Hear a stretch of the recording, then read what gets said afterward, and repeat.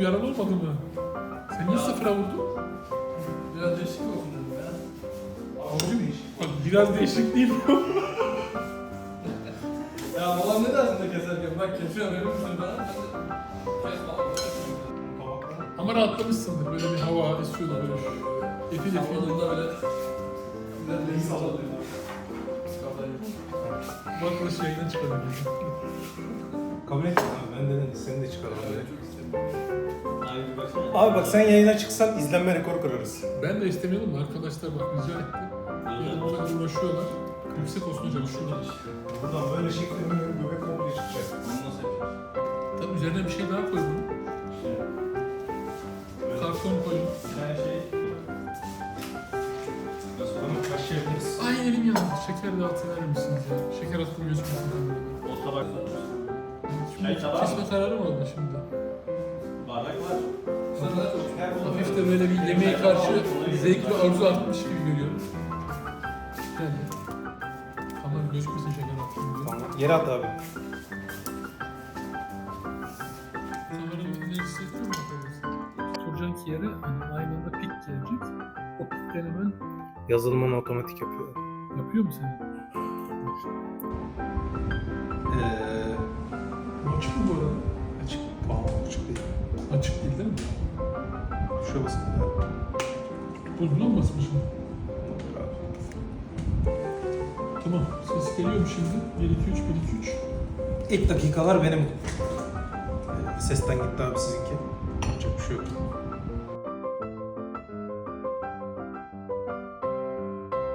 Efendim. Samet abi hoş geldiniz. Nasılsınız Hoş abi? bulduk. Teşekkür ederim. Bugün Musab hasta oldu. Geçmiş olsun. Dedik yeni bir transfer yapalım. Normalde Musab da olacaktı ama. Ben Musab'ın yerine mi geldim? Evde. İşte normalde abi hep beraber olacaktık. Nasip değilmiş artık bir dahaki sefer inşallah. Nasılsınız abi? İyiyiz. Biliyorsunuz sınav dönemi. Öğretmeniz. Birazcık hem yoğun hem rahat geçiyor. Ama iyi. Havalar çok sıcak. Biraz bunaltıyor. Ama bakalım inşallah. Havalar haftaya soğuyacak gibi, serinleyecek gibi.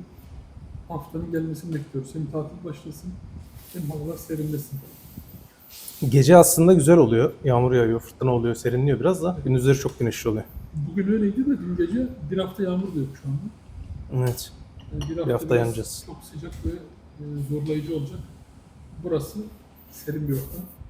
Klimamız var. Klimamız çalışıyor.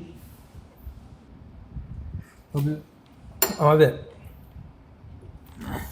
her hafta bir ülkeden başlıyoruz her bölümde. Bu hafta siz gelmişken dedik Belçika'dan bahsedelim.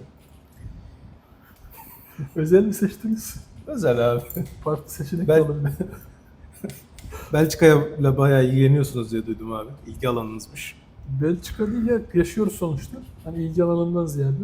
Sizden duyalım abi Belçika'yı. Öncelikle waffle sever misiniz abi? Waffle mı? Severim, çok severim. Ama Liège waffle'ı. Böyle Oo, Brüksel, evet. Brüksel waffle'ını çok sevmiyorum. Çıtır çıtır sert oluyor. Liège waffle'ı böyle yumuşak, sıcak. Ama şeyden yiyeceksin böyle.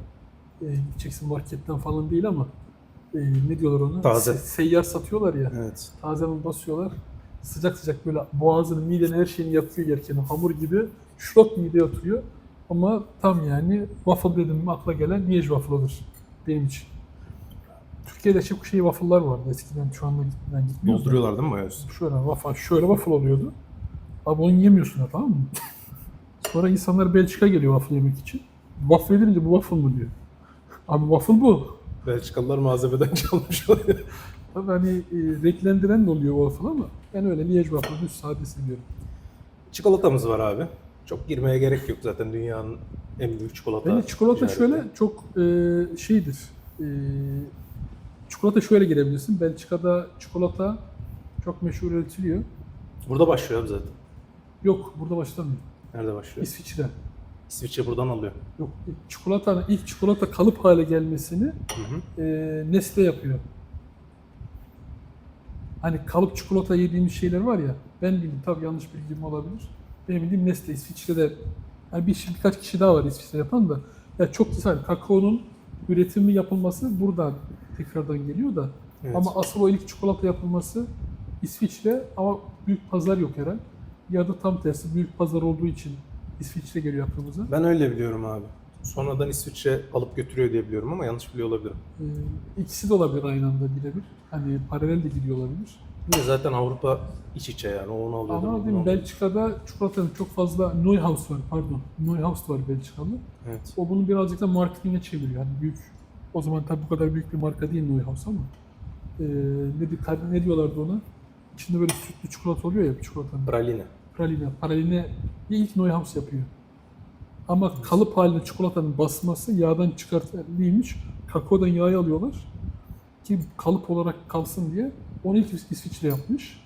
Neuhaus'un yaptığı praline bir şekilde, yani içi yumuşak bir çikolatanın olmasını Belçika yapıyor. Patates kızartması abi. French fries. O nereden geliyor? Ya bunun şey var da French fries'e şey diyorlar, tabii doğru bilmiyorum. Birinci Dünya Savaşı, birinci galiba. Evet. Fransızların değil, Amerikalıların yardıma geliyorlar savaşa, Belçika'ya geliyorlar. Ki Belçika tabii Wallon tarafı Flemenkçe bilmiyor. Hala bilmiyorlar, o zaman da bilmiyorlar. Fransızca konuşuyorlar.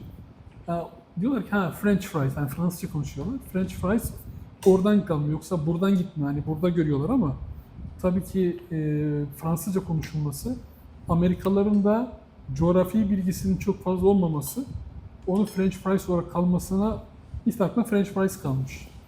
Yoksa hala hani Belgische Frites, hani Belçikalı frit diye gidiyoruz biz. Bilmiyorum, siz farklı... Benim de bildiğim şu var abi. French fries'ın aslında Fransızlarla hiçbir alakası yok diye biliyorum. Fresh fries Kesim diyor. biçimi. French yani uzun ince kesiliyor ya. Evet. İngilizler ona French diyor. Ya o iki şey de var. Yani şu anda İki tane şey var. İkisi de var dediğiniz İkisi gibi. de var ama gerçek olan Belçika'nın frit olması. Her türlü Belçikalı abi. Fransa'ya mesela çok gitmişsindir sen de, öyle çok patates kızartması popüler. İngiltere'de mesela gene popüler. O Yani- fish and chips'in Yani yanı. fish and beraber. chips'in yanındaki o chips çok meşhur gene orada. Ama Fransa'da öyle patates kızartması çok meşhur değil. Hani patates çok basit üretilen bir şey. Yani muazzam bir ekonomi. Az önce ondan da bahsedeceğim. Çikolatayla patatesin muazzam bir ekonomisi var yani. Evet. Belçika'ya hani muazzam bir ekonomik gelirleri var patatesin. Eskiden de hocam patates çiftçinin yediği, fakirin yediği bir yemek. Ondan dolayı burada fakirler Savaşla çok yaşıyor. beraber popülerleşiyor aslında. Evet, hani Fransızlar bir tık daha zengin buraya göre. Yani bunlar patatesi yani. Gerçi burada et de çok severler. Etin yanında patates de güzel gittiği için herhalde. Öyle yürümüş gitmiş ama Fransızlar almış. Bir şey daha var, onu gündem etmiyoruz ama bir de birayla alakalı böyle bir şey var. Hani çok bizim ilgi alanımız değil ama. Buyurun abi. He? Sizin uzmanlık alanınız abi. Yok, uzmanlık alan değil de sadece ekonomiyle alakalı. Belçikalılar bizim biramız da çok meşhur diyor. Ama Belçika'nın birası aslında çok bir geliri yok. Hollanda'ya nazaran. Yok, Hollanda çok para kazanıyor. Hollanda nazaran Hollandalıların mesela hani marka ismi vermiyoruz belki burada. Çok meşhur Hollanda markaları var. Evet. Ama Belçikalara göre ben duyduğumu söyleyeceğim sadece, çok kötü diyorlar. Hollanda Evet. biralarının. Belçika biralarına iyi diyorlar. Ki Belçika'nın en büyük şirketi de biliyorsunuz AB InBev. Yani hani bu şirket olduğu için reklam da olmuyor. Bira şirketi, yani bira firması. Orada en büyük firma Belçika'nın, hani bir numaralı açık ara bira üreticileri. Yani burada bilgi vermiş olduk Belçika ile alakalı. Birkaç isim geçelim abi. Belçika ile alakalı mı? Söyleyin abi. Peter Paul Rubens. Anvers'te, sanatçı. buralı, biz Anvers'teyiz Anvers. şu anda. Anvers'ten. Mesela hiç müzesine gittin mi Rubens'in? Gidemedim abi. Hiç gitmedin mi? Hiç gitmedim. Bak, Rubens Müzesi'ne gitme zaten. İğrenç bir müze bu arada. Hani Niye gerçekten. Uygunsuz görüntüler var çok fazla. Sanatçılar hep var abi. Orada bir tık fazla var. Hani görürsün, gidersen görürsün. Hani bazı Amerikan dizileri var. Orada böyle çok açık görüntü varsa insanın böyle hani içi bazen rahatsız oluyor. Şimdi bazı beni izleyen arkadaşlar gülecek ama. Rubens'in hocam şöyle bir şey var. Çizdiği insanlar hep kilolu. Evet. Nerede düzgün bir insan var, çizdiği elbiseli. Hani bunun sebebi de yani o kilolu, bak ben zenginim, ben çok rahatım. İstediği gibi yemek İstediğim gibi kendimi gösterebilirim. Sen fakirsin, sen elbise giy, sen her şeyi, yani aslında çok saçma bir şey var. Şu anda nasıl hani zayıflık moda ya. Evet. O zaman mesela şey demişti bizim Aslında tarihin çok San- uzun bir kısmında öyle. Romalılarda da öyle abi. kilo vay bak bu adam kilolu, zengin ve gösterişmiş. Evet. O zayıflık, Zayıflık- son birkaç yüz senenin Yani meselesi ondan dolayı aslında. mesela bazen filmlerde mesela 1300'leri gösteriyor. Hani zayıf bir kız alımlı oluyor ya, mesela örnek veriyorum filmlerde. Hı hı. Ne kadar o doğru bilmiyorum çünkü eskiden kilo oluyorlar ama tabii bu Rubens'le alakalı sadece sanatları hiç hoşuma gitmiyor. Ama Anvers'le büyük bir sanat. Bilimde de çok yeri var abi. Vesalius var mesela, biliyorsunuzdur. İnsan vücudunu ilk açan, Yok çok tanımıyorum onu, Kişi. duymadım. Anatomisi mi? insan vücudunu ilk kesip açan kişi abi. Tıp Yani alanında ondan önce hiç kimse açmamış mı? kimse açmamış. Ya olur mu ya? Ondan önce diyorlarmış ki Galileo'nun kitabında bu böyle yazıyor. Demek ki böyle demişler. Hayır onu geçtim. Açıp araştırma yapan ilk insan bu Hangi tarihte. yılda? 1600'ler olması lazım. Olmaz. İslam tarihi isim vardır ha vücut açma. Anatomi. Burada yok abi. Ya bu her yerde böyle Onu bir araştıralım. Bir araştırsanız gelseniz onu oradan. araştırabilirsiniz abi. Onu bir araştırın. Anatomi ilk kim yapmış? Yani Vücudu ilk kesen insan, teker teker bölüp bakan insan. Ben çünkü Ondan is- öncesinde çünkü dini olarak caiz değil bu değil. He, Hiçbir bizim- zaman dokunulmuyor. Doğru. Dini ama mesela Çin'de de mi Katoliklerde yapılmamış? de yok. Çin'de de mi yapılmamış? Onu bilmiyorum. Ha bu bizim Batı Bu Avrupa kültürü. tarihi. Ha, Batı kültürü için diyorsunuz doğru. Hani belki çünkü Çin'de de yapılmamış da olabilir ama ona da bir bakmak lazım. Ebubekir Bey bir bakabilirseniz. Georges Lemaitre diye bir Lemaitre. arkadaşımız var. Big Bang teorisini aslında temellerini atan kişi. teori. Doğru. Ee, Bahtır Damian var abi. Pater Damian şöyle sizin az önceki o Big Bang'de de bahsediyor. Damian bir papaz. Kendisi hocam bu veba hastalığıyla alakalı. İnsanlar veba hastası oluyor. Evet. Veba hastası olunca da kimse bunlara dokunmak istemiyor. Bir yandan da anlayabiliyor insanlar. Çünkü dokunduğun anda sen de hasta oluyorsun ve hiçbir tedavisi yok. Sadece acıyı veyahut da şey azaltma imkanları var. Ben abi onun niye bu kadar popüler olduğunu bilmiyorum. Belçika deyince akla gelen ilk 5-10 isimden biri. Pater Damian mı? Evet. Ya Sebep- çok değerli bir şey yaptı tamam ama Şu hemen açıklayayım. Pater Damian gidiyor bir adaya. Hani bu vebaların olduğu sadece. tamam. Veba olmadığı halde oraya gidiyor. Kendisi de en sonunda vebadan ölüyor. Yani bu basit bir şey. Herkes yapmış olabilir bunu. Çok önemli değil. Ama bir de kilise bunu, hani kilisede bir kutsam var ya bu Zağlık fırkıları, Heyalık. Evet. Pater Damian Zağlıken Heyalık fırkıları oluyor. Oradan. Kilise tarafından. Kilise tarafından da bu bir figür oluyor artık Belçika için.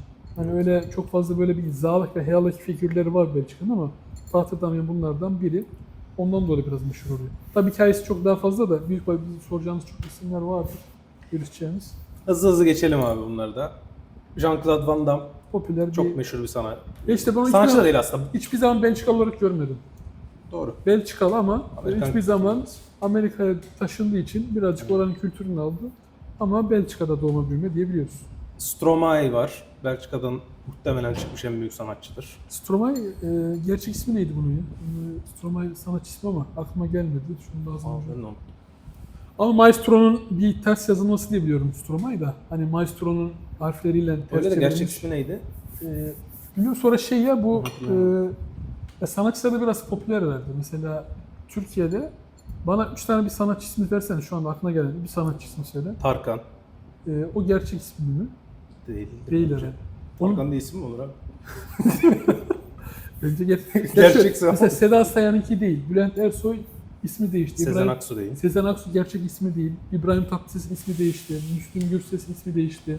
Orhan Gencebay değişti miydi? Ferdi Tayfur'unki orijinal ismi değil. Evet. Yani Türkiye'de çok meşhur bu. Aslında Burada da çok aslında. burada da çok da Türkiye kadar olmasa da.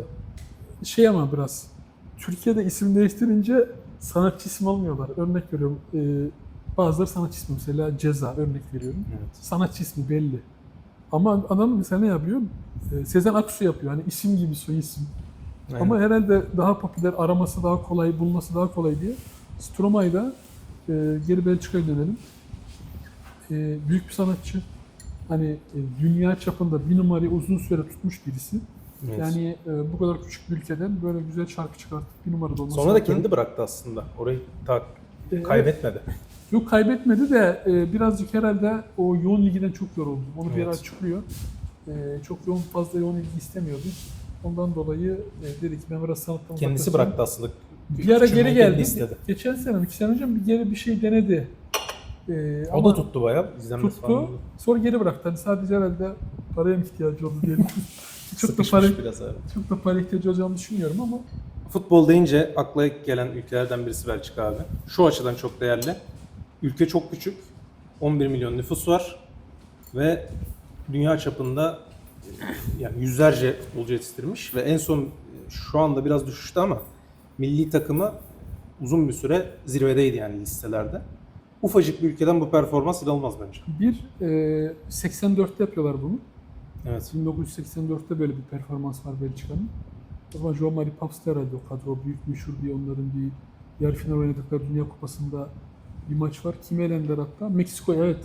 Hatta bu Dünya Kupası'nda da gündem oldu. Hani tekrar Meksiko olunca hani bizi Meksiko'da Meksiko'da pardon Belçika yarı final oynadı ama kime elendi hatırlamıyorum şu anda. Herhalde Arjantin.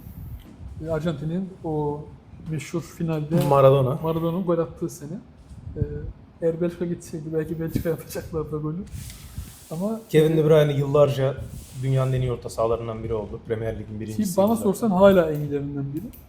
Ya biraz temposu düştü abi. Birazcık ama futbolumuzun fiziki kalite çok önemli olduğu Evet. için artık ister istemez artık bir yaştan sonra futbolcular o seviyede kalamıyorlar. De ayrı, bence Kevin De Bruyne'de de kazanabileceği hiçbir kupa kalmadı. Sadece Dünya Kupası veya Avrupa Şampiyonası var Belçika milli takımıyla. Evet. Onun dışında çok fazla öyle bir şeyleri de kalmıyor topçuların. Hani bunu almam lazım, bunu kazanmam lazım. Bir de Luka Modric'te de mesela o da yaşlandı ama rolünü değiştirdi. Ne yaptı? Biraz daha derine geldi. Arkada oynamaya başladı ama Kevin De Bruyne hala ofansif bir şekilde oynamaya devam ediyor. O da tabii negatif etkileri oluyor. Negatif değil de Napoli'de oynuyor şu anda. Evet. Bilmiyorum, seni orada kalır mı bilmiyorum. İtalya'da muhtemelen oynar daha da Premier Lig falan zor yani. Yok şu an çok fazla böyle mücadelenin olduğu bir lig değil de mesela İspanya'da olabilir. İspanya'da olur evet. Ama İtalya'da çünkü birazcık çok savunma ağırlıklı bir top oynuyorlar. Yani daha çok böyle Çok düşük bir de. Temposu çok düşük abi. birazcık ama böyle ayağa pas yapan biraz bilfiye giderse bilmiyorum belki kendisini daha çok tekrar gösterebilir. Ama Türkiye'ye gelir mi? Kevin De Bruyne mi? Onu şu anda alabilecek iki takım var. Onların da limiti yok galiba. Eden Hazard bir dönem Eden Hazard Ballon yazık d'Or oldu. seviyesine geldi bence. Eden Hazard sakatlık olmasaydı Çok iyi topçuydu. bence Belçika'nın yetiştirilmiş en büyük futbolcusu. Bence de. Ama sakatlıktan dolayı Real Madrid'de tutunamadı. Kendine bakmıyor falan dendi. Bence değil ya Kendi de bakma. öyle dedi. Sadece bakma mevzusu değil bence burada ya. Abi sakatlık oldu da sakatlıktan dönememe de var ya biraz. Ama çoğu futbolcu mesela aynı hayatı yaşıyor biliyor musun? Şey değil yani böyle çok kendime dikkat edeyim. Mesela dünya star olarak Ronaldo var kendisine çok dikkat eden. Hı hı. Türkiye'de önce büyük ihtimal hani anlattığı için Barış Alper var galiba kendine çok dikkat eden. Ya futbolcular illaki ediyordur ama hocam o özel hayatı kendine dikkat etmeyen çok topçu da var bence. Yani biraz da biyolojik mevzu. Bazı biliyorsun arkadaşlarımız daha çabuk sakatlanıyor. Yani dizleri sakatlanıyor. Ama oynadığı dönem inanılmazdı abi ya. Yani Ben hiçbir şekilde topu alamıyordu Ben ayağından. Chelsea dönemi. Real Madrid'de hiç onu göremedim. Ama Chelsea Real Madrid'de dönemi, hiç gösteremedi zaten. Hiç gösteremedi. Ve sakatlanıp gitmişti sanki yanlış. Chelsea dönemi zaten Chelsea en üst sıralardaydı. Chelsea'den gittikten sonra Abramovich'le beraber o da ayrıldı. Bir daha Chelsea eski şeyinde değil şu an. Chelsea bu arada kötü bir takımdı abi geldiğinde. Öyle şampiyon olacak bir kadroya gelmedi yani. Yok canım olur mu ya? Abi şampiyon kadrosu yoktu ya. Şampiyon kadrosu yok da Chelsea takım böyle. Yani bence tek başına şampiyon yaptı o dönem. Bak Eden tek Hazard. yapmış olabilir. Ama Kesinlikle. Chelsea'nin İlk 5 tamam ama Düşüşte şampiyon olacak olduğu- bir kadro değildi. düşüşte olduğu bir senedir. Ama bakabilirsin hani bilmiyorum kadroyu da sayacağın tüm yıldızlar dünya yıldızıdır yine. Ama diğer takımlara da bakmak lazım abi.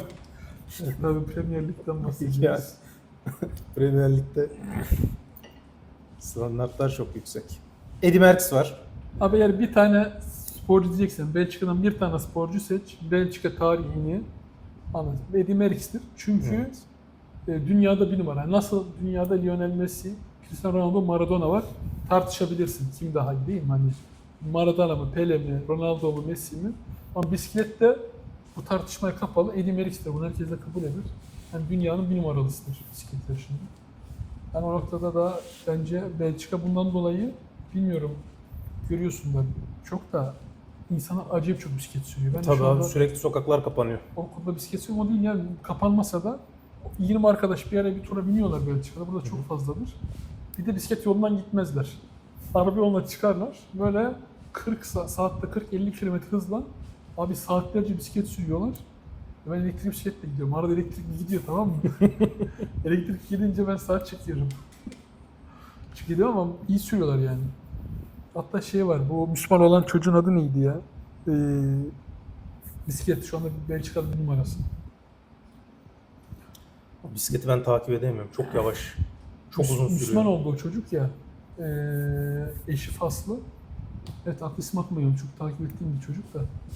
Siz bayağı takip ediyorsunuz herhalde. Evet, abi. o çocuğu sev. Çok Nasıl izliyorsunuz abi saatlerce? saatlerce değil abi. Son 20 dakika açıyorsun. o yarış var. Bir de şey diyorlar Belçikalılar. Yani az önceki ilk basit tekrar aynı konuya girmek istemiyorum. O içtikleri mevzu şeyi var ya. Evet. Oturuyorlar pazar günü. Koyuyorlar yanına bir kasayı abi. Bir yandan muhabbet, bir yandan o dönüyor. 10 kişi 8 saat içip izliyorlar yani.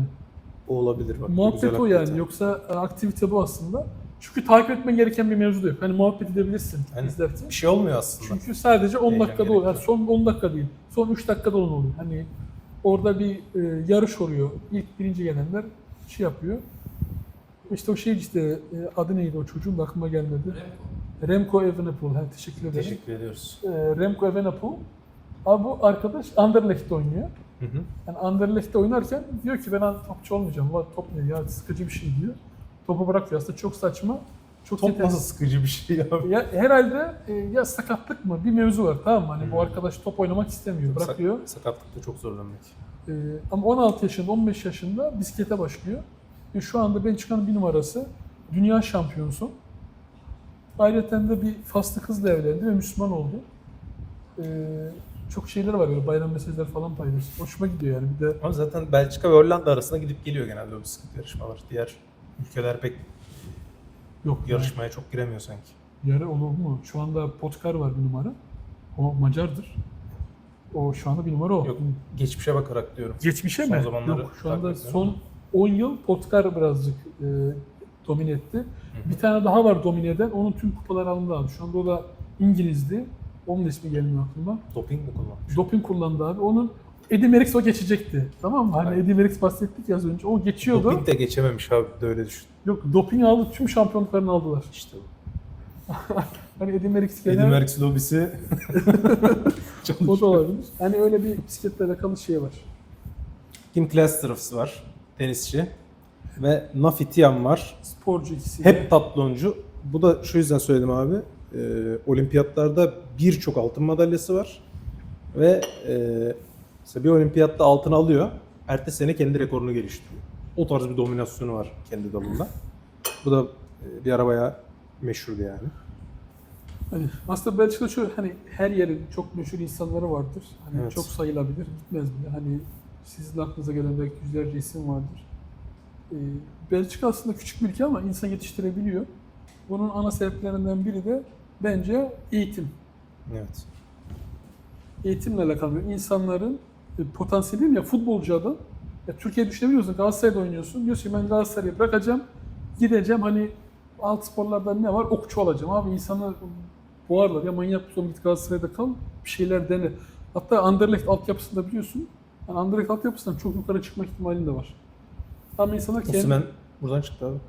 Yok, buradan o Charleroi oynadı da ama burada yetişmedi. Yani Nijerya'da yetişti sonuçta. 17 yaşında. Ama geliyor. ya şunu demeye çalışıyorum. Bu Pro Lig'den, Belçika'dan Ha, doğru dünyaya gidiyorlar. Çok gidiyor. atlamak çok kolay. Kevin De Bruyne, Eden Hazard. Onlar yine buralı. Onları Onlar sayma buralı da ama diğer ülkelerden de çok var büyük, basamak olarak. imkanı çok fazla ama tercihini yapabiliyor insanlar. Bak benim yeteneğim burada daha yatkın. Evet. Ben o spor yapayım. Benim yeteneğim buna daha yatkın. Ben bunu yapayım. Onun dışında abi şu bence önemli burada. Yani her ülkede birkaç tane popüler adam var da bir ülkenin hangi alanda popüler olduğu da önemli bence. Mesela Belçika'ya baktığımızda sanat, spor. Bence Ya- çok güzel bir şey. Ya hafif böyle basit yemekler unutmayalım. Evet. Patates kızartması ve çikolatamızı da. Mesela ya Belçikalılar alınmasın. Yemekleri çok bir şeye benzemiyor bence. Abi zaten Adamlar sürekli spora ve sanata yatırım yapmış. Şimdi Türkiye'nin neyi meşhur desem abi? doğru, yemekler çok. Arda Turan var abi. Ya. İsim olarak mı? Kebap var. Ya isim olarak bizde de var. Baklava Şu- var. Ya isim düşünsem bize de çok çıkar. Hani dediğim gibi az önce çok şey değil de. Abi 80 Tarkan- milyon nüfus ama. Doğru, 80 milyon nüfus var. Ama coğrafya kaderdir. Diyorlar ya, buradaki mevzu insan şunu diyebiliyor burada. Hani hepimiz burada ben müzik okuluna gideyim, spor okuluna gideyim. Evet. Ekstra bir şey yapabiliyorsun Belçika'da. Yani Türkiye'deki nüfusun %kaçı ekstra bir şey yapabilir ki? Sınav çalışmaktan da başka bir şey yapmıyorlar. Ya sınav çalışıyorlar, sınav geçiyorlar. İşsiz kalma ihtimalleri oluyor. Şimdi işsiz demeyeyim yani. Kardeşlerimiz üzülmesin ama. Abi şey yok. Liyakat yok değil mi? Liyakat hiçbir evet yok yani. çok eksik. Yani onu daha nasıl Senin verdiğin uğraşla, senin kendi becerilerinle, başarıların uyuşmuyor. En basit gene o adalet eksikliği Biraz her daha. yerde hissediliyor. Türkiye'de biraz daha fazla. Yo, ben her yerde Türkiye'yi kastettiğini. Türkiye'nin her yerinde, her bölgesinde. Yoksa burada var mıdır adaletsizlik? Burada da vardır. Burada corruption bayağı var. Burada. Yok canım, öyle demeyelim. Özellikle politikada falan o çok eleştiriliyor. Ama onun dışında verdiğin emekle elde ettiğin başarı çok uzak değil sanki birbirinden. Yok. Şu insanın. Ya bu saydıkları, Ekstra bir adaletsizlik bu az yok önceki sanki. saydığımız isimlerin yeteneğiyle beraber yani bu önemli şanslar bir yaver gitmesi lazım. Abi illa ki öyle de Yoksa- bir haksızlık olmuyor yani. Ya ben Adam Kanada- formasını Yok. eski futbolcuya kaybetmiyor. Yok, burada futbolcunun eski- çocuğuna. Gittiğin takımdan takıma değişebilir. Yani bunu da net söyleyeyim. Yani her takım öyle değil. Evet. Yani çok yetenekli insanlar harcanma ihtimali de var. Ama Türkiye'ye nazaran çok daha düşük. Elhamdülillah. O şey de var abi. Çizgi roman geçmişi de var. Sanattan bahsettik. Biraz da resime geçelim. Evet, çizgi roman. Kim var? Şirinler var, Tenten var. Beo, Şirinler. Lucky Luke mi oluyor? Lükülük herhalde bayağı popüler. Yani Red Kit. Red Kit mi? Ya bunlar çizim burada tabii Türkiye'de çok meşhur değil galiba da Süskün Hangisi var. Onun İngilizce adı neydi ya? Geçen seninle konuşuyorduk da. Söylediniz abi de hatırlamıyorum. Luke and Lucy miydi öyle bir şey? Yani çok fazla çizgi roman şeyi var. Çizgi roman çok fazla var. Aslında çizgi roman buradan çıkmış biraz da. Evet, Philip van der Steen. Hani meşhurdur Evet. bu. Hani tarihidir. Müzesi de var. Ama dediğim gibi bunu açıp globalleştiren yine Amerikalılar oluyor. Yani alıyorlar, Evet. filmini çekiyorlar, globalleşiyor. Hani aslında senin tüm markaların globalleşmesi için yani bir başka ülke ihtiyaç, küçük bir ülkesin. Her şey için geçerli abi. Popülerleştirme deyince onu genelde Amerika yapıyor bütün Hani dünyada. tüm dünyayı da popülerleştir, hani Popülerleştirme. diyebileceğim şimdi dilim dönmedi. Yani o mevzu var biraz. Evet. Sen hiç okulla şeye gittin mi? Şey müzesine. Gittim. Orada çizim falan da yapıyorlar. Oradaki de acayip hoşuma gidiyor böyle hani kendin böyle kare veriyorlar. Orada çizgi roman çiziyorsun. Evet. Sonra kendi baloncuklar var. Baloncukları dolduruyorsun. Manga gibi değil burada. Hani burada daha böyle renkli oluyor. Hani Amerika, hani Japonya'da galiba renk, ben manga çok bilmiyorum manga kültürünü Ben de ama. çok bilmiyorum. Ama burada gerçekten resimli, renkli olan. Bir de daha çocuklara yönelik burada. Japonlar yetişkin içeriği ya biraz daha. Ya burada şey canım hani okuduğun daha çok hani teenager dediğimiz o insanları da çekiyor kendisine. Ama daha çok küçük yaşlar grubu için evet. Marsupilami de burada. Ben Marsupilami'yi çok seviyordum abi. Çizgi Ne? filmi vardı önceden. Marsupilami'nin çizgi Onu hiç filmi vardı. duymadım ya. Az önce saykamı duydum da. Sarı benekli bir maymun gibi bir şey var ya, uzun kuyruklu. He, o da mı Belçikalıymış? O da Belçikalı. O da öyleymiş, onu bilmiyordum. Türkiye'dekiler onu bilir. Onun çizgi filmi vardı eskiden. Evet onu biliyorum canım o çizgi filmi olduğunu. Ama böyle şey çizgi film. Günlük çıkan böyle uzun bir He. kadraj değil. O da buralı. Abi o zaman Belçika'yı geride bırakalım. Bırakmayalım. Ya Belçika'yı Belçika'yı bir edelim. kenara koyalım. Videolarımızdan birinin altına bir yorum gelmiş abi. Buyur. Yorum şunu soruyor. Mutluluk mu daha önemli, huzur mu? Ne düşünüyorsunuz abi bu konuda? Huzur. Huzur. Sebep? Abi mutluluk ve huzur farklı şeyler. Evet. İkisi- Mutluluk biraz daha hormonal bir şey aslında. Ya şöyle bir şey var yani bununla alakalı mutlu, mutsuz, huzurlu ve huzursuz hani kötü bir örnek bilmiyorum. çok yaşlı sevdiğim bir insan var, 95 doğumlu ama çok ihtiyaç sahibi. Hı hı. Ve kendi kendine bakamıyor. Evet. Vefat ettiğinde insan çok mutsuz olur. Ama huzurlu olur. Şundan Çünkü dolayı iyi biriydi. iyiydi, iyi bir yere gitti, rahatladı, hani acılarından kurtuldu. İnsan huzurlu olur ama insan öldü ya mutlu olmazsın. Öyle bir şey değil. Ya bak artık o da mutlu değil, artık huzurludur. Hani ben huzurlu, insan huzurlu olabilir. Ve yani bunu oluyor, mutsuzsun ama huzurlusun. Evet. Aynı şekilde mesela mutlu ve huzursuz olabilir misin? Bu Olabilir. biraz daha zor. Buradan alıyor hocam. Uyuşturucu kullanırsan, çok Ya- gezersen, Abi ben sana desem ki bak çok basit. Sana piyango çıktı. 1 milyon dolar kazanacaksın ama 3 soru soracağım. Evet. 3 soru bilmen gerekiyor. Tamam mı? Çok mutlu olursun Hı hı. ama huzursuz olursun. Sorulara yanlış cevap vereceğim diye. Yani evet. Hani o panik oyacak. İnsan sen o anda mutluluk gelmiyor. Parayı kazanınca mutlu olabilirsin ama o parasını huzur getirecek başka bir mevzu. Yani mutluluk ve huzur başka şeyler. Biz her zaman mutluluğu değil, huzuru aramamız gerekiyor. Abi bence dediğiniz kesinlikle doğru. Huzura çıkara daha önemli. Ama özellikle günlük hayatta biraz mutluluğu da şey yapmamız lazım bence. Yani önem sırasına kesinlikle konulmaz. Huzura çıkara da. Mutsuz yaşanmaz. Mutluluğu birazcık peşinde koşturmak lazım. Yoksa ben huzurluyum deyip işte aheste aheste hayattan bezmiş bir tarzda da devam edebiliyor. O zaman Ben huzurluyum diyor. Ama huzursuzdur o. huzurlu da olabilir abi. Ama biraz mutluluğun peşinde koşmak lazım. Huzuru destekleyen bir şey o. Bak mutluluk o şeyle. Mesela neyle mutlu olduğun da önemli. Evet. Mesela herkes aynı şeyde mutlu olmuyor ama. Mesela birine çok güzel bir yemek verirsin, mutlu olur. Birine çok güzel yemek verirsin, ya ben diyetteydim, niye önüme getirdin deyip mutsuz olur. Yani bu Siz insanın... mutsuz oldunuz abi herhalde bugün. Yok, teşekkür ederim.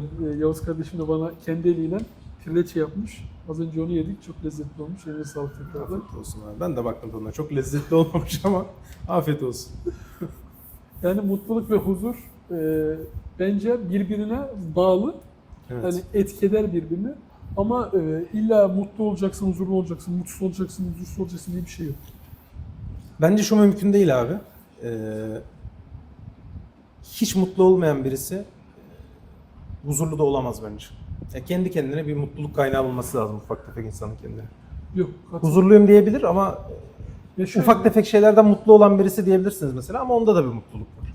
Hiçbir zaman hiçbir şeyden mutlu olmayan bir adam ya aslında o şunu adam demeye çalışıyorum. dengesizdir. Aynı şeyin farklı yönleri aslında. Ya mesela hani Mutluluk huzura giden yol gibi biraz. içeridesin. Tamam mı? Çok fazla mutlu olacak bir etken yok orada. Evet. Ama huzurlu olabilirsin.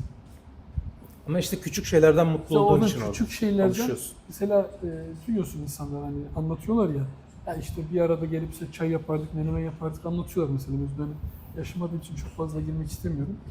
Ama huzurlular mı, huzursuzlar mı onlara sormak lazım. Hani o bence hep mutlu olmayan bir insan huzurlu olamaz noktasında. Yani ben her zaman mutlu arayan bir insan. Yani mutlu olmak istiyorum. Sen de istiyorsun. Herkes istiyor mutlu olmak.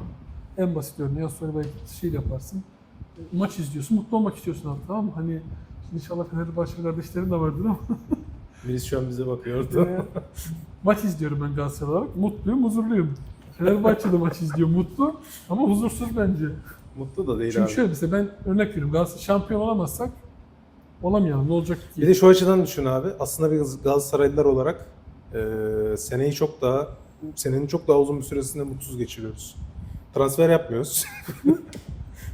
Sürekli yönetim, teknik direktör, Geçen bir kargaşa. Son 2 ay şampiyonluğu kutlayıp geri mutsuz oluyoruz transferden. geçen bir şey izledim. Son hoşuma gitti de neyse Fenerler kızacak. Fenerler diyor Aziz Yıldırım gidiyor seviniyoruz diyor. Geri geliyor geri seviniyoruz diyor. Ali Koç geliyor seviniyoruz. Kim daha mutsuz abi? He? Adamlar hep mutlu. Hani mutlu olacak çok şeyleri var. Aksiyon var biraz Ve ondan. güzel bir şey aslında ama mutlu olabilme, mesela gülebilme, birine muhabbet edebilme. Evet. Bunlar hep insanı mutlu eden şeyler. O mutluluk da insanı huzura götürür. Ama her mutluluk insanı huzura götürmez. Evet. Mutlulukta şeyi de karıştırmamak lazım abi. Haz almak var. Yani Ama sen haz alırken başka o mutlu olur. Mesela şu yemeği az önce tatlıyorum ya ben. evet. İnsanlar diyor ki sana da abi çok tatlı diyor. Ben trileçeyi çok seviyorum. Onlar onun trileçe yaptım. Ya ben trileçe alırken bir haz alıyorum o tatlının. Ama Evet. çok mutlu oluyorum. Hani ben mesela şey yapmam da 35 derece Bosna Hersek'te.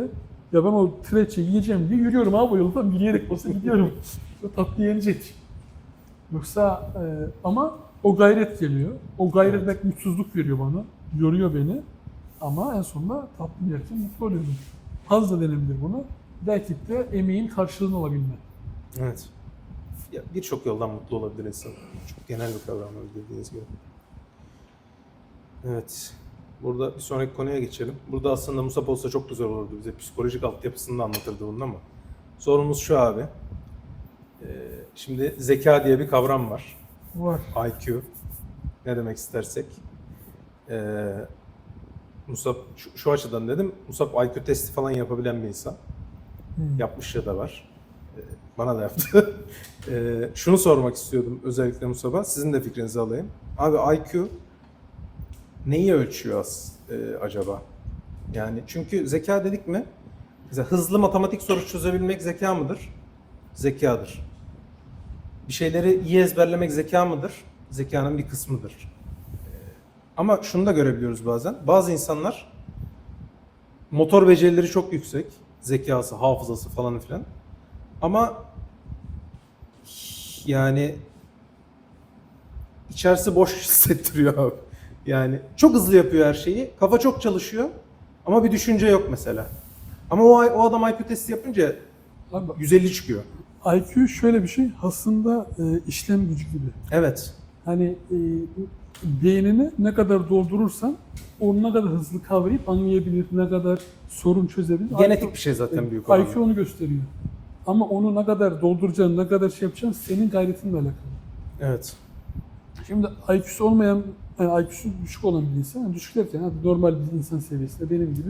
Abi ben okuyorum, tamam ona çok gayret göstermem gerekiyor. Sonra bir de kendime kısa yollar arıyorum. Çünkü benim çok fazla öyle bir kapasitem olmadığı için. Ama bizim sınıfta vardı hocam, bazı matematik dehaları vardı. Şimdi mühendislik okuyunca böyle ben deha görmedim yani muazzam. Ya bir soru soruluyor, ben daha soruyu anlamadım. Yani soruyu anlamadım. Çocuk el kaldırıyor, cevap veriyor tamam mı şimdi? IQ'su Evet. yüksek. Hani büyük ihtimalle çalışmış. Bu sefer ne oluyor? Sen geri kalıyor, daha çok çalışman gerekiyor. Yani burada IQ, zeka mevzusu, IQ nedir? Yani biz, bu tabii keşke Musab olsa, ben çok bilmem hani o. Benim anladığım, bildiğim kadarıyla hani beyninin ne kadar hızlı kullanabildiğinle alakalı. Abi bana şu çok mantıklı gelmiyor. Yani IQ bir metriktir. Evet. Ama şu anda şu gibi yani. IQ en önemli metrikmiş gibi bazen Yok yani davranılıyor. önemlisi okuldaki puanlar.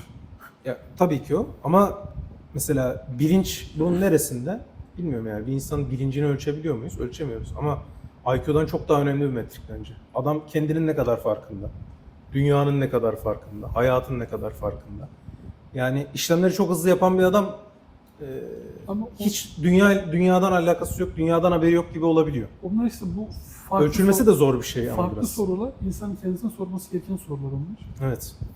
Hani Semyon Nur'da da hani Asya Musu'da geçiyor bunlar. Hani insan artık kendisini sorgulaması lazım. Kendi bazı şeyleri kendisi yapması lazım.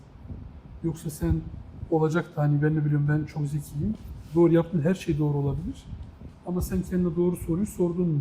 Sadece o değil abi. Bilincin şeyi de ya IQ genetik diyoruz ya. Bilincin de genetik bir kısmı da var bence. Kimi çocuk mesela bakıyoruz doğduğu günden beri çevresinin biraz farkında oluyor. Hayatın biraz farkında oluyor. Sadece şey değil ya. Ya dediğiniz kesinlikle doğru. Ne kadar çok uğraşırsan bilinç o kadar gelişiyor. Ama bir altyapısı da var. Mesela otistik çocuklara örnek verebiliriz burada bazılarını. Yani çok zekileri olabiliyor ama birazcık boş bakabiliyorlar yani.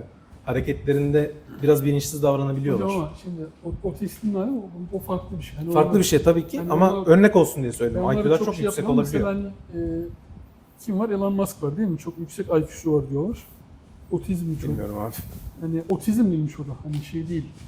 Sosyal beceri olmayan bir Belli insan. değil mi abi? Hani belli tabii ki de belli. Sosyal becerisi çok fazla yok gibi gözüküyor. Ama kafasını hocam bir yerde kullanmayı tercih etmiş. Evet. O şeyde yoğunlaşıyor. Ama mesela kendini arayan adam. Mesela bazı insanlar hani inançsız insanlar az önce mutlu huzursuz mevzusunu mutlu huzurundan bahsettik ya. Evet. Her şeyi var ama huzursuz. Neden? Çünkü kendine bu soruları soruyor. Ben niçin buradayım? Ne yapacağım? Öleceğim. Ölümden sonra ne var? O soruları soruyor, bir de o sorular kendiliğinden de o adama da gelebiliyor, Zaten genetik olarak. Zaten bu hocam kimseye ya kendi kendinedir bu bir ihtimal ya da bir yerden bir şey almıştır input. O inputtan dolayı ya bir örnek veriyorum. Yoldan yola karşı geçiyorsundur, yaşamışsındır. O kıl payı araba sana çarpmamıştır biliyor musun? Yani insan o anda çok şey düşünür. Ya burada gitseydim, ölseydim, bana çarpsaydı. İnsan kendi kendine soru sormaya başlıyor. Evet. Ama dediğim gibi IQ noktasında çok böyle benim bildiğim bir alan değil.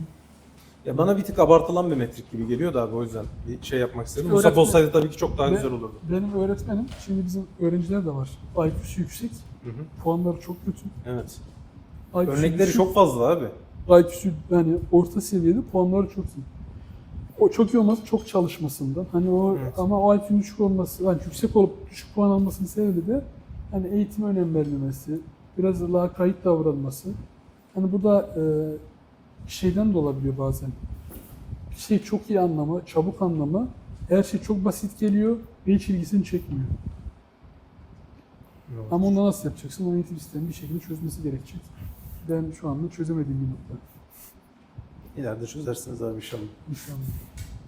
Eğitim sistemi dedik, eğitim sisteminden devam edelim abi. Şimdi Musab'ın ilgi alanını geçtik, sizinkine yavaştan geçelim. Evet. Abi eğitim sistemi bütün dünyada kötüye gidiyor gibi bir algı var. Ne düşünüyorsunuz bu konuyla ilgili? Abi- Her şey kötü gidiyor. Ya Türkiye'de belki gerçekten kötüye gidiyordur da. Belçika'da da mesela gerçekten kötüye gidiyor mu her şey? Abi eğitim sistemi geriye gitmiyor. Eğitim sistemi 20 yıl önce nasılsa aşağı yukarı aynı. Çok değişen bir şey yok. Ama insanlar aynı değil. Evet. Yani en basit bir örneğini vereyim. Eskiden sizde de öyledir. Bize bir kağıt verirlerdi. Verirlerdi ki evde bir tane şey yaz. Hani yazılı bir şey hazırlık yap. Hani şirkete mektup yazar gibi mektup yaz diyorlar. Ki bunu da puana koyuyorlardı ya.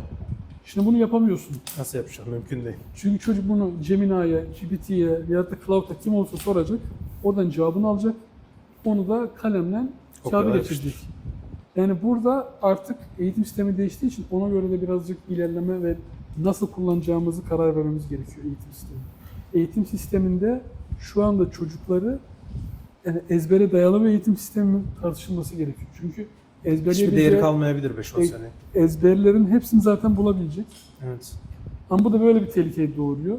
Hani ben yaşadığım bir olayı söyleyeyim. Yani internetin gittiği anda, tamam mı? Hocam dımdızlak kalıyorsun bazen. Ders esnasında da. Çünkü her şey bilgisayarla anlatıyorsun.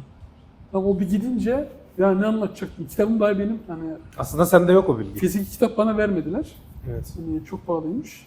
Ondan dolayı sadece bilgisayarda bir lisans verdiler. O önemli değil yani. Bilgisayar uzmanı her zaman. Ama bilgisayar gidince lisans da gidiyor. Gidemiyorum abi şimdi çocuklara ders anlatacak. Bilgisayar bir gitti. Benim tahtaya bir şey açıyorum. Hangi konu çocuktan aldım kağıdı artık. Yani hazırlığım vardı oradan baktım. Tamam okey. Bu soruyu çözün. Beraber çözdük. Yani eğitim sistemi çok hızlı ilerliyor şu anda. Yani eğitim sistemi demeyelim. Teknoloji çok çabuk ilerliyor. Eğitim sistemi de ona şu anda adaptasyon sağlayamıyor. Adapte olamıyor yani. Abi dediğiniz gibi bu negatif bir açısı var. Ben pozitif olarak bence görüyorum. bir tane, evet onu diyecektim ben de. Çok güzel pozitif bir açısı olabilir abi. Bilgi zaten el. Mesela önceden saatlerce o bilgiyi kafana sokmayla vakit geçiriyordun değil mi? Şimdi o vaktin, bilgi zaten orada. İnternet gitmiş, giderse geçmiş olsun. Hiçbiri yok sende.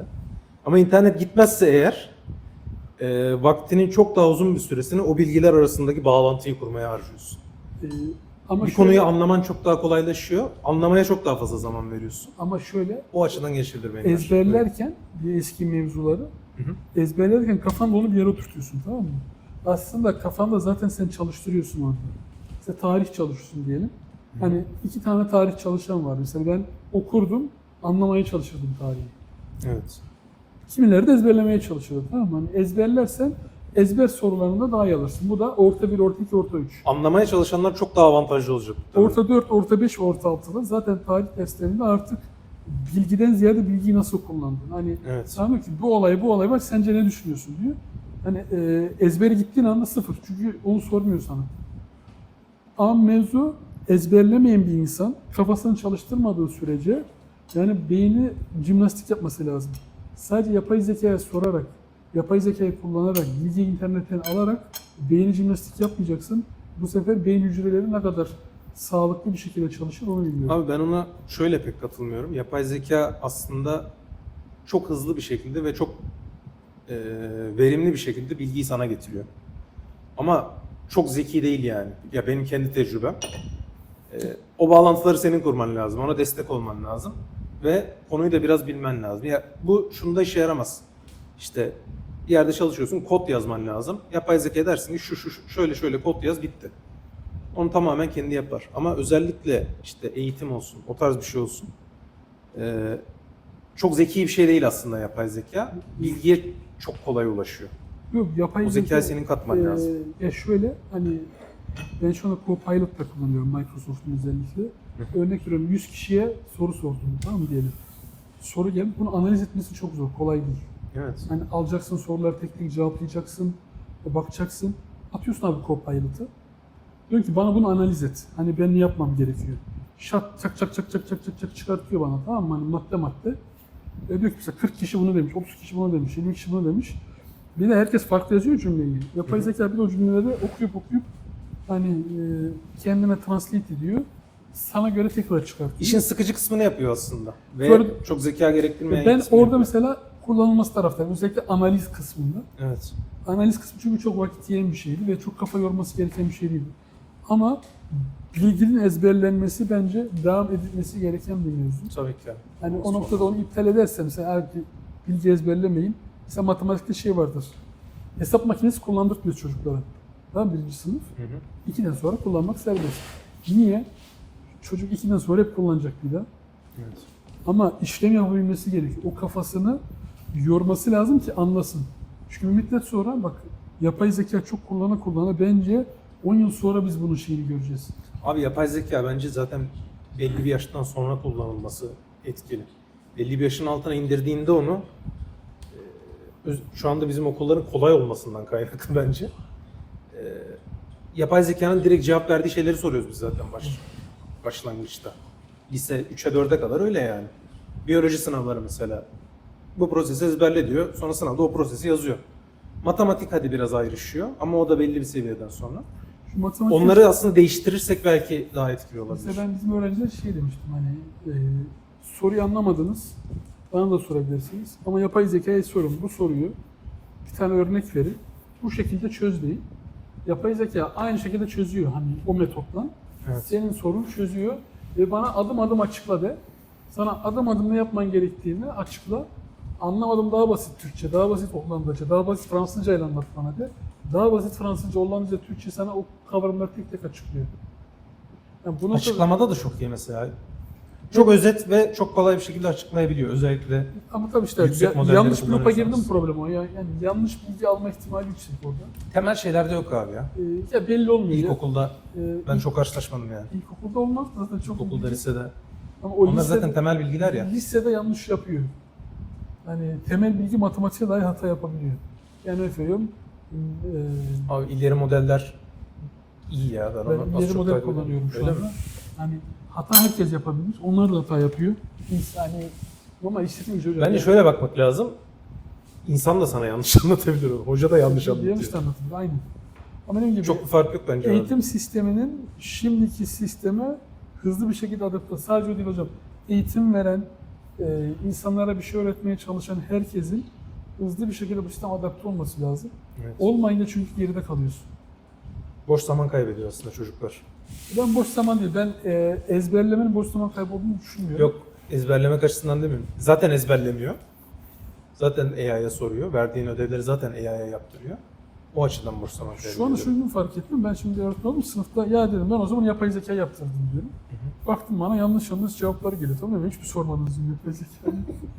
Yani sor Size öyle demedim. denk gelmiş abi. Ben bakıyorum etrafta. Hani imkan Herkes var. her şeyini yapay zekayla yapıyor. Demek ki bizim çocuklar daha çok küçük de olabilir, anlamıyorlar bunu. O da olabilir. Başka bir konuya geçelim abi. Buyurun efendim. Sınavsız eğitim olur mu? Örnekleri var bu arada. Ve gayet başarılı da duruyor dışarıda. Ya şöyle, sınavsız matematik yapamazsın bunu. Mümkün değil. Tamam, Sınavdan kastım şu, exam dediğimiz sınav. mesela Küçük testlerden bahsetmiyorum. matematikte de tam manasıyla ölçmek istiyorsan egzamin yapman lazım. Yapıp yapamadığını. Yani eğitim sisteminde egzaminin asıl sebebi öğretmek için değildir. Seviye tespiti. Öğrenip öğrenmediğini test etmektir. Yani egzamin çocuğa bir şey öğretmez. Sınav çocuğa bir şey öğretmez. Ama sen 2 ayda öğrettiğini anlamış mı, kavramış mı, uygulayabiliyor mu test etmen gerekiyor. Çünkü niye? Bir sonraki seviyeye geçeceksin. Sen bir sonraki seviyeye hazır mısın? Ama Ondan şöyle bir dolayı dezavantajı oluyor abi. Testlerin, sınavların kalkması bana çok mantıklı gelmiyor. Normalde amaç şu olmalı gibi. Yani arada bir test edelim. Bir mesela bir üretimde kalite kontrolü olur ya en son. Önemli bir aşamadır ama aslında basit bir aşamadır. Ama sınavda şöyle oluyor. Adam bütün hayatını, bütün eğitim sürecini sınava bağlıyor. Bu sınavda çıkacak mı, çıkmayacak mı? Bunu öğrenmem lazım mı, lazım değil mi? Layers of Overthink'te bakıyor. Ama sen belki sınıfta o çocuğa çok daha fazla şeyler katmak istiyorsun. Ya öyle Sadece sınav endeksi yetiştirmiş oluyorsun çocuğu. sınav endeksi değil mi? Şöyle, senin de sistemini yaparsan mesela öyle bir grup çok öne çıkar öğrencilerden. Konuyu anlayanlar öne çıkar. Konuyu anlayan, ama bir grup var. Bunları arkadan itmen gereken bir grup, tamam mı? Yani bunlar çoğunlukla da öyle üst düzey bir aileden de geliyorlar. Zaten belli geldikleri yerler. Yani bunların desteğe ihtiyacı olan çocuklar. Yani Ama onlar doğru mu mesela desteklemek eğer o potansiyel yoksa o çocuk? çok potansiyeli var. Ama eğitimle alakalı sınav olduğu için çocuk çalışıyor. O küçük yaşta bunun belki çok değerini anlamayabilir o çocuk. Ama büyüyünce diyor ki mesela özellikle bunu 9. 10. sınıflarda görüyorsun ya da 7. 8. sınıflarda çocuk çalışıyor. Niye çalışıyor diyor. Ama 11. sınıfa geldiği vakit artık kendine bir hedef koymuş. Bu Belçika'nın bir dezavantajı değil. İnsanlar kendilerine çok geç bir hedef koyuyor. Hı hı. Çok geç hedef koyduğu için de yani devamlı aslında sınav endeksi çalışıyor çocuk. Hani kendimi geliştireyim endeksli çalışmıyor. Hatta şu çok yapılıyor özellikle üniversitede. Eski sınavlara bakıyor, eski sınavlar sorularını çözüyor, sınava giriyor. Yani ya burada işte aslında ne güzel bir şey aslında. Eski sınavlarda soruları çöz, ben bunu yapabiliyor muyum? Aslında kendini test ediyor. Kendi kendini test ediyor. Sonra okul da onu test ediyor. Tamam sen testi geçtin. Sen aslında şöyle diyorum mesela ben test sınavına karşı olanlara. Ya dedim seni çok sevdiğim bir insanı çok önemli bir ameliyat alacaklar. Doktor da sadece mülakat yapmış. Hiç sınav, tıp hiçbir şey yapmamış. Ya bunu sen istemezsin. Ya bu sınavdan geçti mi, bundan hani bir başka bir doktor tamam sen yapabilirsin dedi mi? Aslında bunların hepsi bir sınav aslında. Ama sınav endeksi de özellikle bu Türkiye ile alakalı. O sınav senin hayatını belirliyor. Hangi üniversiteye gideceğin. Belçika'da bir tık daha bence Belçika'da sınavlar bu kadar etkilemiyor insanları. Belçika'da bence çok etkiliyor abi. Şöyle etkiliyor, Türkiye'de bir tane sınav var. Burada 6 ayda bir o Türkiye'deki sınav zorluğunda sınav oluyorsun. Yok o kadar aynı zorlukta değil. Orada sadece seviye belirliyor. Yani bir sonraki sene geçebilir misin, geçemez misin? Ama Türkiye'de o sınavı geçtikten sonra kafan rahat. Yok şöyle rahat, paradisini söylüyorum ama bir kısım rahat. Sen mesela çok mühendis olmak istiyorsun. Gidiyorsun, ben ne bileyim su işleri müdürlüğünde su işleriyle alakalı bir şey okuyorsun. Ama aslında elektrik mühendisi okumak istiyorsun, hiçbirini tutturamamışsın. Evet. Yani burada en azından insanların özgür bir şekilde seçebilme imkanı var hala. Tıp hariç, tıp sınavda. Orada da biliyorsun en yüksek başarı oranı Belçika'da tıpta. Şimdi bunu mesela insanlara soruyorum. Sizce tıptaki başarı oranı kaçtır? %50-60 diyor. 90'ın üstünde. 95. Çünkü sınav olan tek yer. İstatistiği düşürüyorum abi. %5'lik kısım olanlar da var tabii. Ben hep küçük kısmı tutturuyorum abi. %5 Ama- geçse belki geçer. Ama o yüzden şey için sınavsız olur mu? Ya olabilir belki de. Bunun Örnekleri olduğu için sordum abi. Finlandiya var. Ama Finlandiya'da sınavsız ve aslında uzaktan eğitim de Finlandiya'da çok düşük. Abi adamlar 4 ay okula gidemiyor hiç. Yani kardan kıştan. Abi ormanın ortasında öyle şeyler var biliyorsunuzdur. Öyle okullar var yani. Adam diyor ki ben hiçbir ders anlatmayacağım. Sadece hayatta kalmayı öğreteceğim bu çocuklara diyor. Yani, Ormanın ortasında yetiştiriyor. yani ondan dolayı insanlar sınavsız olur mu? Ya şey gibi düşün abi hani sınav hani aslında şu anda bir sınavdayız ya şey bakımında. Yani Allah bizi imtihan ediyor. Evet. Yani, niye imtihan ediyor? Hani başaracak mısın? Hani buradaki mevzu hani imtihanı geçmiyor. Çocukların da asıl amacın yapabiliyor mu yapamıyor mu test etmek istiyorsun. Yani bunu sınavla değil de sözlü mü yapacaksın, başka türlü yapacaksın. Bu yapılabilir. Önemli olan o çocukların o seviyeye ulaşıp ulaşmadığını senin belirlemen gerekiyor. Abi ben şöyle ya kesinlikle ben de mümkün olmadığını düşünüyorum. Şu açıdan mümkün değil. bilemezsin abi. Bir okul iyi mi kötü mü nasıl ölçeceksin? Belçika'da Çocuk bilemezsin. açısından değil, şey açısından da. Mesela okul teftişe gidecek adam. Bu çocuklar bunu biliyor mu bilmiyor mu? Nasıl yapacak? Random 3 kişi seçip soru mu soracak? O mümkün değil yani. Mecbur bir standart oturtmak için exam sınav olması gerekiyor. Hani Özellikle şey- lisede. Hani bu noktada sadece sınavlar şey mi olmalı? Hani tüm Belçika geneli örnek veriyorum ha. Orta 1'deki coğrafya tüm hepsi bir. İlkokulda öyle değil mi zaten? Yok o şeyler bir. Hani bu abi nivolar falan var galiba. Tam ilkokulu bilmiyorum ama TUS'lar genel okul kendileri yapıyor. Her okul kendi TUS'larını veriyor. Seviye sınavları var abi. O var. Seviye Belçika'da de var. Lisede de var onlar. Vlaams TUS dedikleri TUS'lar, sınavlar. Ve bu seviye belirleme. Ama okulun seviyesini birazcık sen örnek koy. Çocuğun değil. İlkokulda onu her sene yaptırıyorlar ama lisede yaptırmıyorlar yanlış bilmiyorum. Lisede orta 2'de var, 4'te var ve 6'da Ya ben var. hiç yapmadım lisede. Yeni geldi o. Seviye Hani tespiti. şu anda lise son ilk defa bu sene ya da seneye yapılacak galiba. Yani 4-5 yıldır var. Lise sona kadar geldi. Artık her sene bir seviye belirleme testi olacak öyle. Yani bu daha çok seviye testi örnek görüyorsun. Ya bu çocuklar Bence o tartışmaya açık olan bir şey değil abi. Ya her dönem sınav yapmayı belki tartışılabilir ama o seviye tespiti dediğiniz gibi tartışmaya açık olmaması lazım yani. Yoksa Evet. kontrol etmen mümkün değil. yoktu bugüne kadar ve ne için yaptığın önemli abi. Evet. Ne yapacaksın onu? Ne elde edeceksin? Sizi yine ilgilendiren bir konu abi. Hadi geç. Geçmeyeyim abi. Hatta bana da tabii. Irkçılıkla ilgili ne düşünüyorsunuz abi? Irkçılık çok kötü bir şey. Çok kötü bir şey. Ya bu ırkçılık tamamen önyargılardan oluşan, insanların bazı şeyleri mesela aileden gelen, etrafından gelen, gördüğü şeylerden kendini bazı insanları bazı şeyleri kalıba oturtuyor. Milliyetçilik ve ırkçılık farklı mevzular. Hani bunu karıştırmam. Ama milliyetçilik ve ırkçılık birbirine çok sırt sırta giden bir şeyler. Yani birbirine çok ayrı değil. Abartılı milliyetçilik aslında biraz ırkçılık. Tabii insan abartılı milliyetçi de olabilir. Irkçılık hocam hani burada diskriminasinin Türkçesi tam bilemiyorum şu an değil mi? Irkçılık. Yok. Irkçılık rasizm mi? Evet. Diskriminasyon, dışlama mı? Yani herhalde tam şöyle hocam örnek veriyorum. İkisini ben ayrı bakıyorum. Tamam mı? Örnek veriyorum. Ya bir tane Flaman için bir Türk geldi bir de Belçikalı geldi. Belçikalı işe aldı. Bence bu ırkçılık değil.